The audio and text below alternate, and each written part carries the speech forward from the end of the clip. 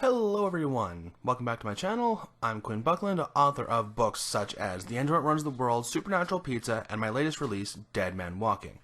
And today I'm going to do something a little bit more fun. I am going to do a writer tag. The Salty Writer tag, to be more precise, which was created by Julian Greystoke. If you haven't subscribed to her channel, you really should. She's a fantastic content creator that I've been following for quite some time now. Yeah, let's just get into this, shall we? Question 1. What is your favorite well-intentioned comment or compliment that you hear from people? For me, it's a "when you're rich and famous" comment. I know that it's fully intended to be a compliment. I know that it's them showing their utmost support and trying to keep me motivated. I totally get that, but I don't write for the intent of becoming rich and famous. I write books because it's what I love to do. It's something that I've always wanted to do, and it's a dream that I'm continuing to chase. Do I want to be successful and make money off of doing this? Hell yeah, I do. But I'm not into this to be rich and famous. That's not really the goal. Number 2. What is your favorite scene that you've had to scrap? This actually comes back.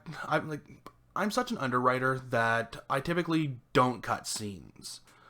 Mostly because every scene that I write is integral in some shape, way, or form, so I can't really afford to cut scenes. But this one goes back to my very first book that I ever wrote, Shadows Begin. I ended up having to rewrite it back in 2019. Because I went back to it a few years later after I wrote the original one, and it was just really not good. So I decided to go back to it and rewrite it, and a scene that I ended up cutting. There's a whole bunch of them that I changed. There's a whole bunch of them that are there, but they're in a different order. But this one that I had to cut, it was the Night Child in the original version, when he first met Cherry Lips, who is now the Velvet Rose in the new one. Basically, it was during a bank robbery. Because Nightchild doesn't have powers during the daytime, it's only during night, he wasn't really able to do a whole hell of a lot during this bank robbery when this person known as the Rancher busts in with a whole bunch of animals and attempts to rob the bank. The scene was super goofy, and it was a lot of fun to write. It was a lot of fun to read, but it really flipped the tone on its head just for that one scene, and then everything else kind of went back to normal, and it just didn't really fit. So I just kind of got rid of it. Number 3. What is a bad writer habit you haven't been able to shake? Pretty much with every release, I tell myself, this is the one. This is the one that's going to get me noticed. This is the one that people are going to latch onto. This is the one that is going to get my name out there. And every time I end up disappointed because the sales are typically just not there. And you know what? Fair enough. Nobody owes me sales. It's fine. I'm not upset or heartbroken or anything like that. It's just one of those things, you know. I'm not even really sure if it's technically a bad habit. It's just something that I tell myself so I myself can stay motivated to continue publishing, essentially. You know, I write because I love to do it. I don't write for fame and fortune, but I do enjoy the idea of being able to just do what I want to do. And being able to do this full time at the very least. And to do that, I need a certain level of success that I just have not been able to get. Yay! But yeah. Number 4. What's the worst thing a reviewer could say to you? The worst thing a reviewer could say to me is that my world building is flat and just not there. I pride myself on my ability to create a world, and if somebody were to say that, it would probably hurt more than saying that my characters suck or that the story is just not for them or something along those lines. Yeah, I really pride myself on my world building. Is it perfect? No. Is it great? I do my best. But is it bad? Not by a long shot. Number 5. What is your least favorite part of the writing process? Um, the I guess it's the writing process, not so much the publishing process.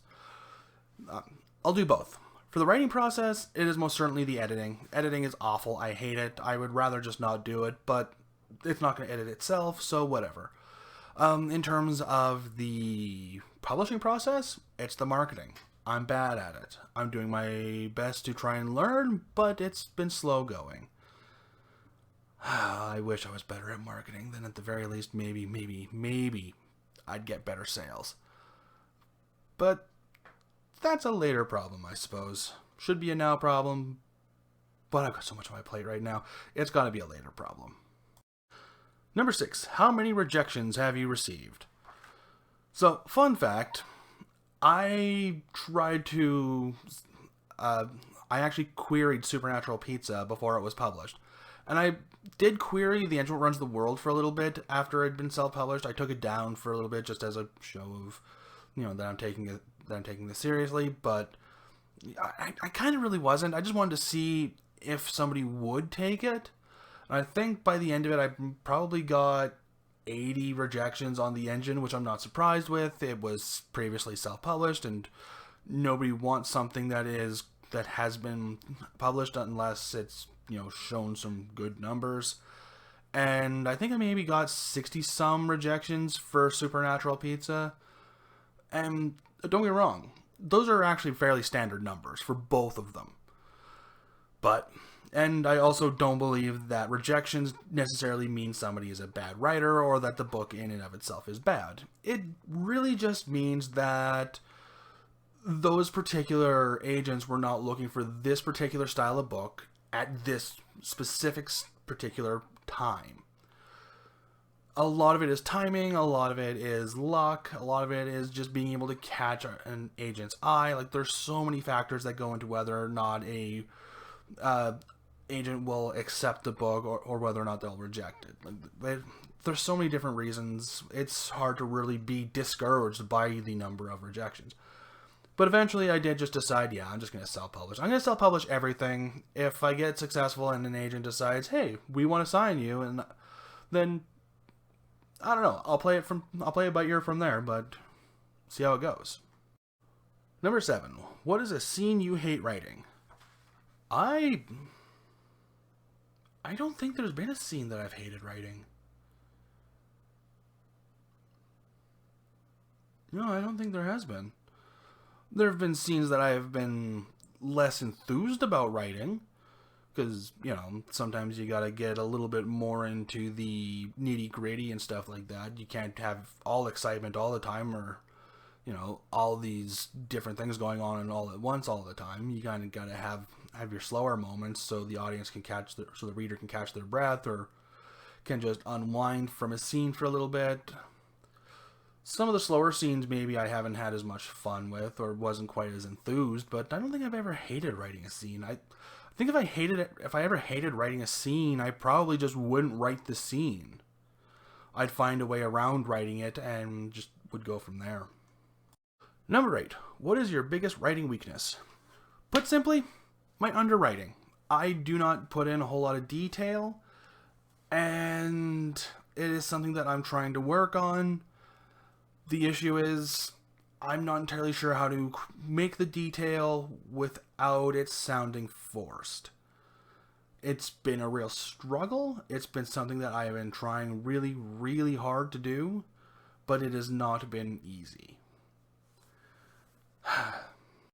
Number 9. Share a frustrating critique moment. I don't think I've had many of those either. Nothing that's been particularly frustrating. I think the closest thing that I have is my editor not liking the ending of the 1099th, thinking that it just didn't really make a whole lot of sense. I mean, it did, but I understood where she was coming from. Some of the stuff did kind of come from out of nowhere, but I did that sort of intentionally. So I think it's frustrating. I think the closest thing to frustrating that I might have had from it is just because I wasn't entirely sure how to explain why it was necessary without going on a huge tangent. because it was necessary and it does make sense. Like, I have reviews that do corroborate it. But as far as that goes, like, that's the closest thing to frustrating that I've had, and even then I can't really say that it's been particularly frustrating. And finally, number 10. What can ruin a writing routine? I assume like this means like what can take you off a writing flow or whatever. And put simply, this right here is my number one distraction and my number one way to ruin a writing flow. This little dog right here. She's cute, she's lovable, and she knows that I will stop whatever it is that I'm doing to pet her. She's not very happy with me right now. I kind of woke her up from a nap.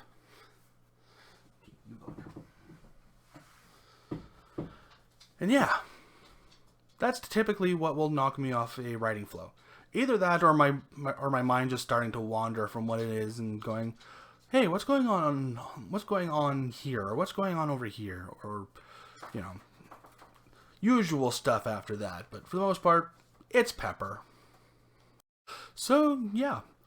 That's the salty writer tag, and I had a lot of fun with this one. I actually had to think about a few of these. Let me know what you'd like to see me do in the future. That's all I got for you guys.